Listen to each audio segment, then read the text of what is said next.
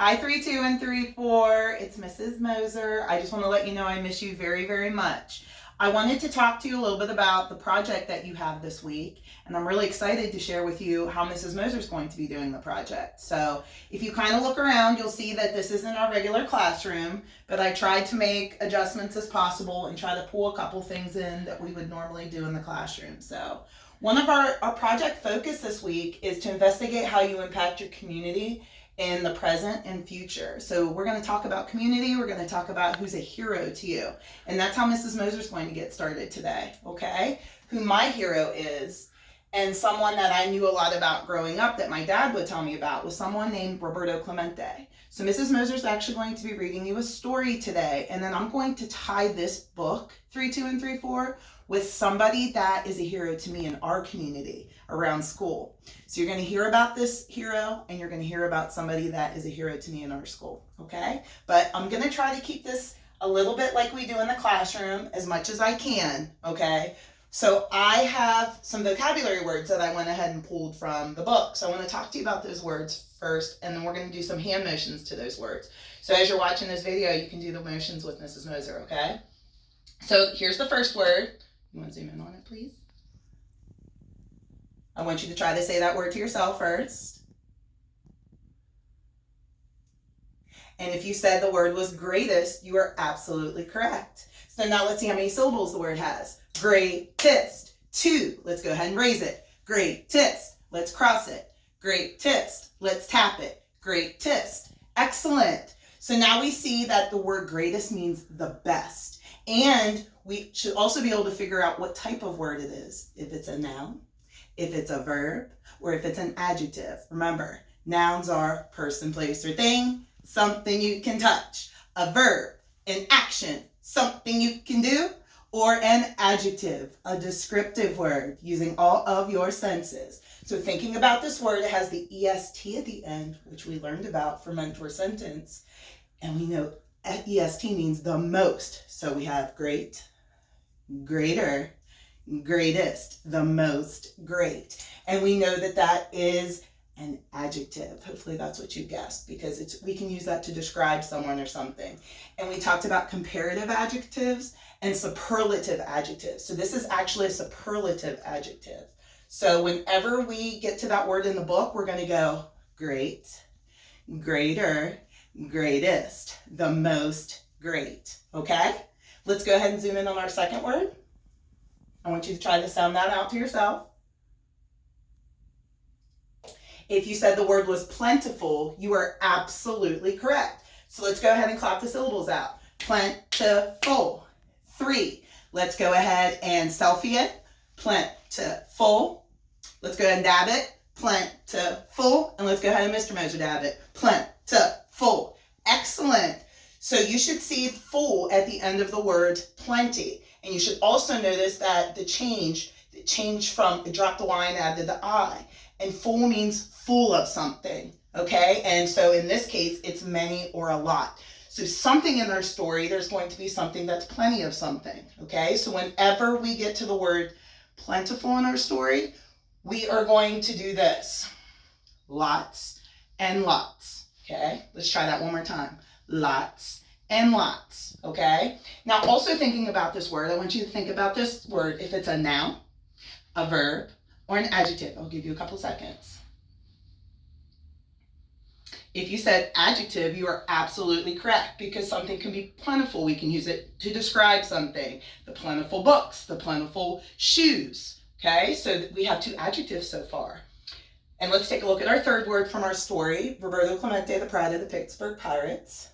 Zoom in on that, please. If you said the word was celebrated, you are absolutely correct. Okay, let's go ahead and clap our syllables. Celebrated. We have 4 in this word. Let's go ahead and hula it. Celebrated. Let's go ahead and PS4 it. Celebrated. And let's go ahead and robot it. Celebrated. Excellent. So I see some things in this word that we should already know. First things first, what we always do, what do we have at the end? I can hear all of you right now doing this. ED, which means it happened in a past, and it's a suffix. And our base word is celebrate. But guess what? I see something special in that word. And if we were in the front of our classroom right now, we would have all of our trees hanging up in the front. And we know that Selly is one of our root words. And you remember what Selly means? Selly means honor. Surprise! So when we celebrate something or someone, we acknowledge them or recognize them. So for Selly, I think we'll keep it really simple and we'll just do what we do for our root word. Selly means honor. Surprise! So whenever Mrs. Moser reads that word, that's what we'll do, okay? And then our last word. You could zoom in for me, Mr. Moser.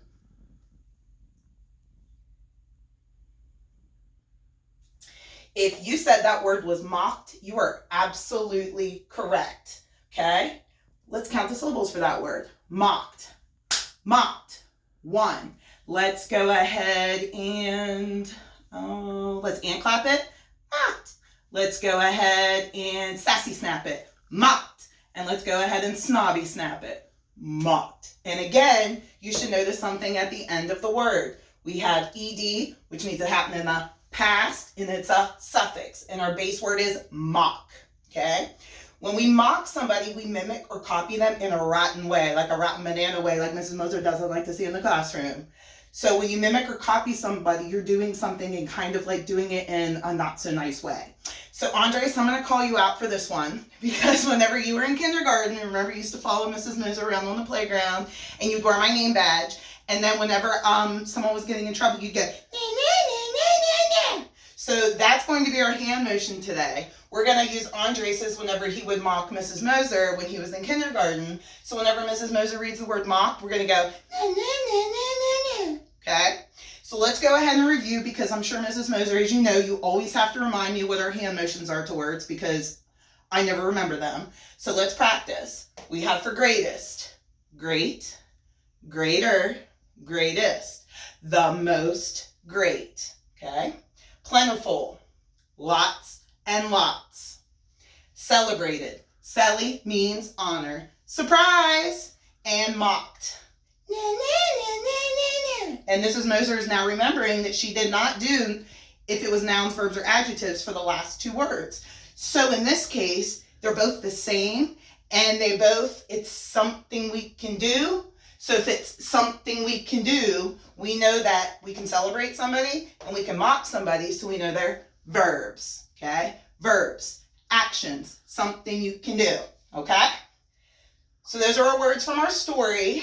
And I said before, you have some projects that you're going to be asked to do. This is your project for this week. And I'm going to have Mr. Moser focus in on the two charts down here for me.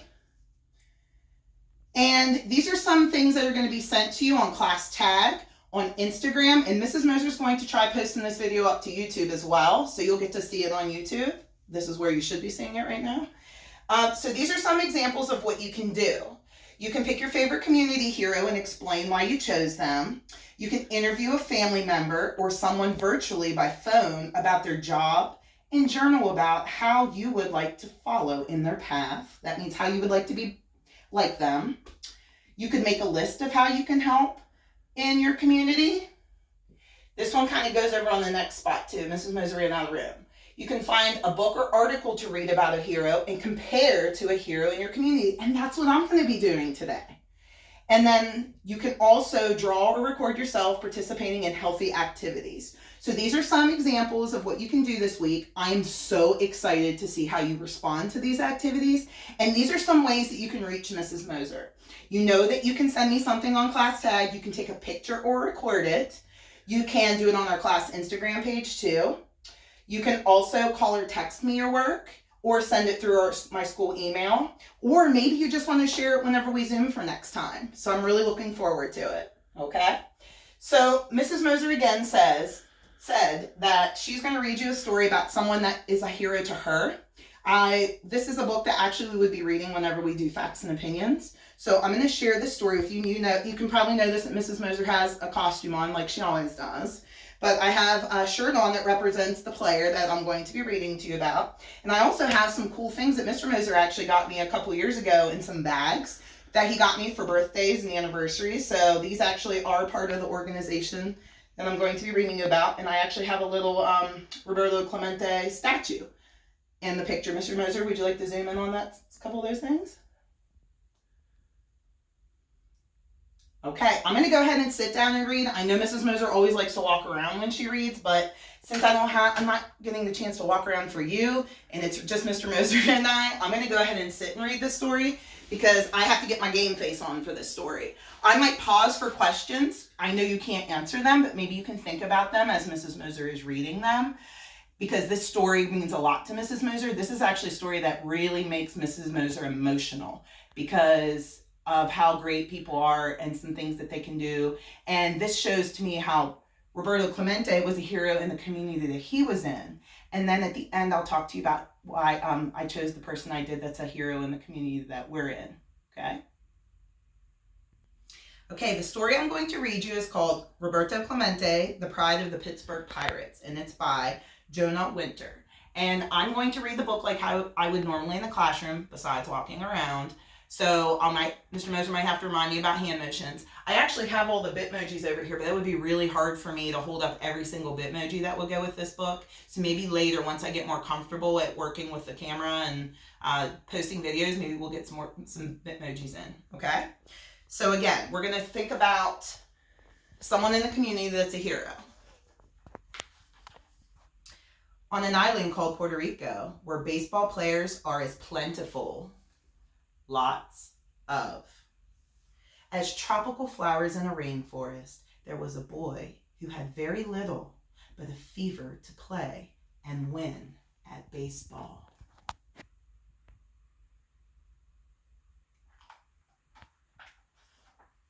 He had no money for a baseball bat, so he made one from a guava tree branch.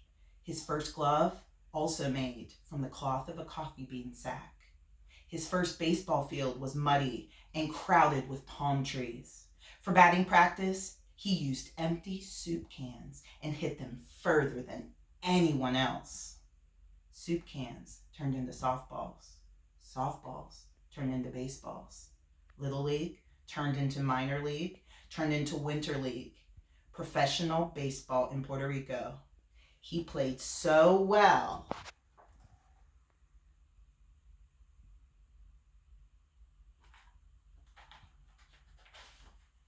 he received an invitation to play in the major leagues in America. What an honor.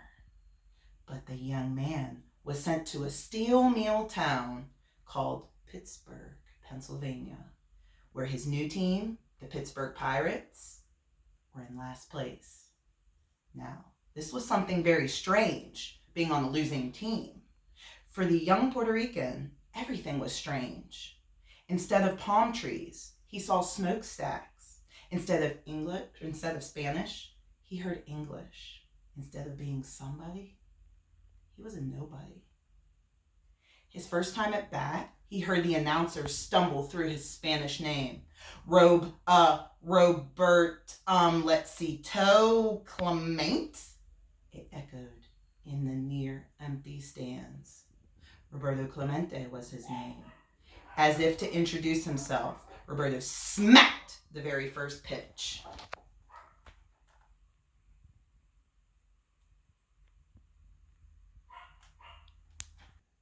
I can go. But it went right up the infield and into the second baseman's glove. Still, Roberto ran like lightning. I'm going to pause there real quick because ran like lightning. That sounds a little bit like figurative language to me that we've talked about in class. If you think about your flip books, and if I think about he ran like lightning, comparing Roberto to lightning, I know that that's a simile. A simile compares using as or like. And he beat the throw to first base. The Pittsburgh fans checked their scorecards. Who was this guy, Roberto Clemente?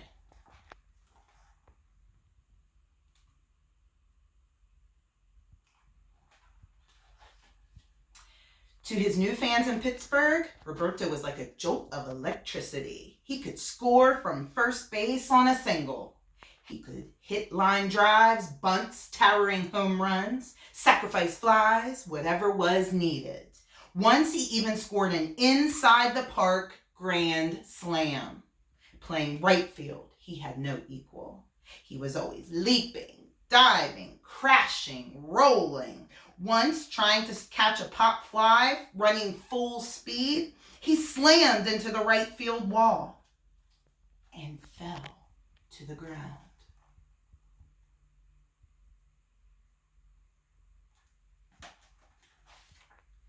At last, slowly, he lifted his glove, the ball still inside.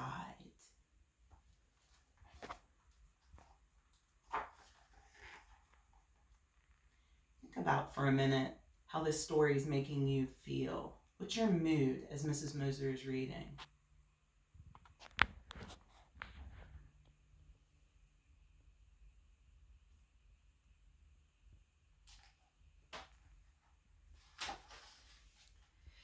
But it wasn't just how he played. He had style. He was cool. He had this move he did with his neck before each at bat, creaking it one way and then creaking it the other. Soon kids wanted to be just like Roberto, and they were doing it too, twisting their necks this way and that. Roberto did it to ease the pain he felt from playing his heart out in every game. If you don't try as hard as you can, he said, you are wasting your life. Roberto tried so hard, he helped the last place Pirates make it all the way to the World Series, where they beat the mighty New York Yankees. Think about what he said, why it is that he hurt after a game. I'm going to read that quote one more time. If you don't try as hard as you can, you are wasting your life. You know, that goes with some of our positive thoughts that we do. Success doesn't come to you, you go to it. Think about those positive thoughts for a minute.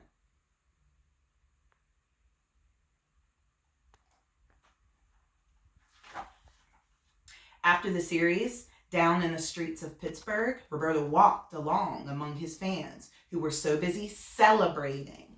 We have a form of that word up here, just that suffix at the end is different. So we're going to go ahead and do our motion for it, celebrating. Celi means honor. Surprise! They didn't even notice him. That didn't bother Roberto. He was happy to feel lost in the crowd of a party he had helped create.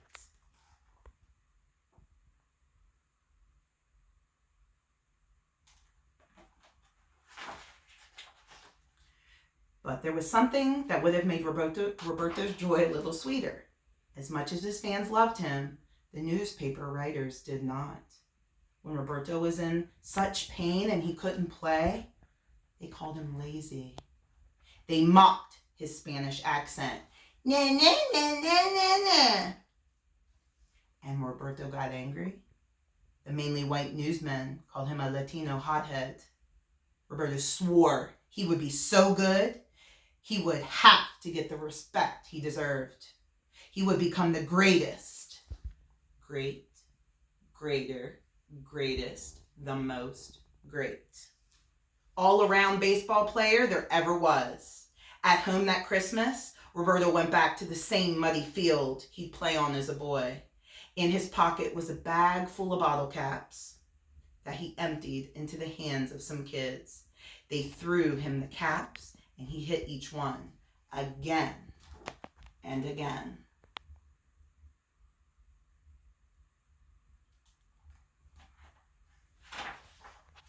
When he returned to Pittsburgh come spring, baseballs looked huge, and he clobbered them as never before. That season, he hit a .351, the highest batting average in the National League.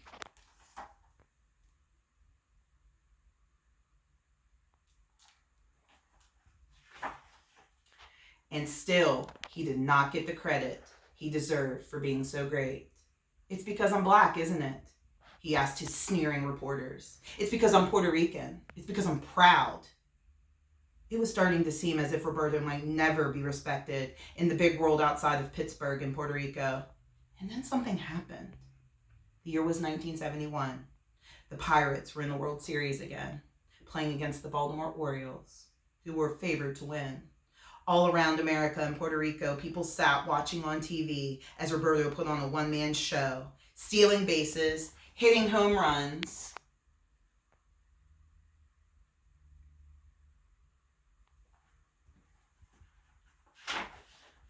playing right field with a fire most fans had never seen before. Finally, it could not be denied. Roberto was the greatest all-around baseball player of his time. Great, greater, greatest, the most great. Maybe of all time.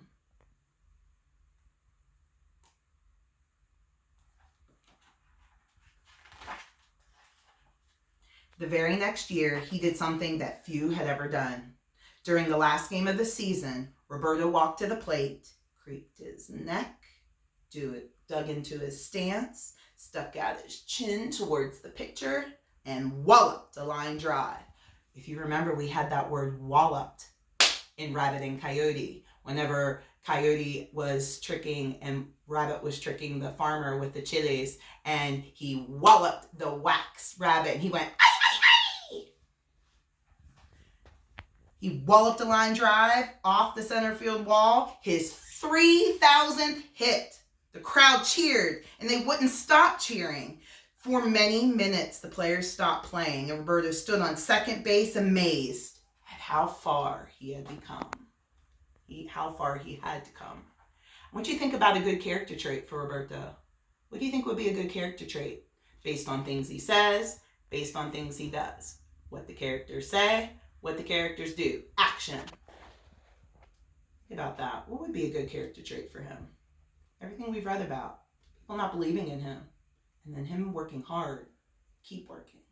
He kept working. And yet, when the season was over, the hero returned to the place where his story began, to the land of muddy fields and the soup cans and bottle caps, to his homeland of Puerto Rico, where he was worshipped. But did he sit around and polish his trophies? No. That rainy New Year's Eve, Roberto sat in the San Juan airport and waited for mechanics to fix the tired old airplane that would take him to Central America. There had been a terrible earthquake, and he wanted to help the victims. The plane would carry food and supplies that Roberto had paid for. Right before midnight, he boarded. The rain was really coming down. One of the propellers buzzed loudly. As the plane took off, the engines failed, and the plane fell in the ocean.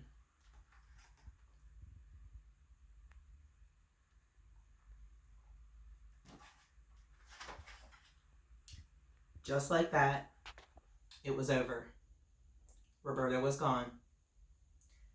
How could his story end this way? So suddenly, and with so much sadness. The story doesn't end here. When someone like Roberto dies, he lives on in the hearts of all he touched. And Roberto's spirit is still growing. It grows in the bats and gloves and the arms and legs of all the Latino baseball players who have flooded into the major leagues. His spirit grows in the charities he started for poor people in Puerto Rico.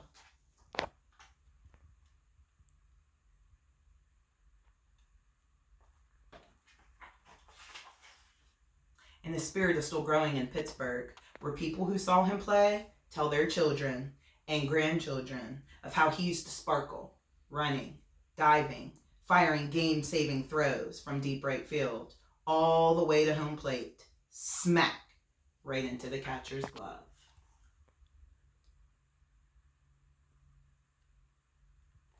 And I am one of those people that was told many stories about Roberto Clemente from my family. He did a lot of charity work. He helped a lot of people, and he died trying to save people and give them material, give them supplies. So that's why he's a hero to me. He did a lot of things for the people in Pittsburgh and in Puerto Rico and all over the world. And if you remember, whenever we first started, one of the assignments is to find a book or article and read about a hero and compare to a hero in your community. Well, when I was thinking about this book, it made me think of Miss Dara, because Miss Dara does a lot of stuff in our community and for our school.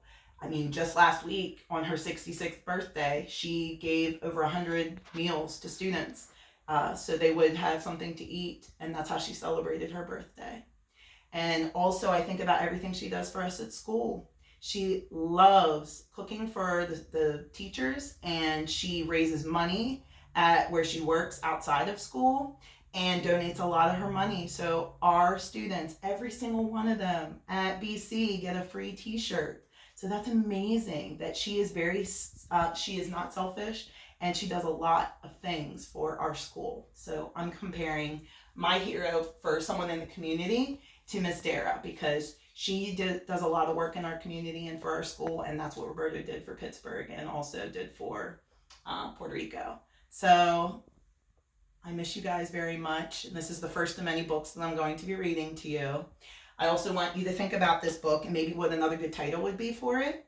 And also, if you'd like to find out more about Roberto Clemente, you could also do a little bit of research on him as well. You could probably look up some articles and things on him, or find some information on him, and you could always share some things with me you find out that I didn't get to share with you. So I love you guys very much, and I miss you. I'll talk to you soon. Bye.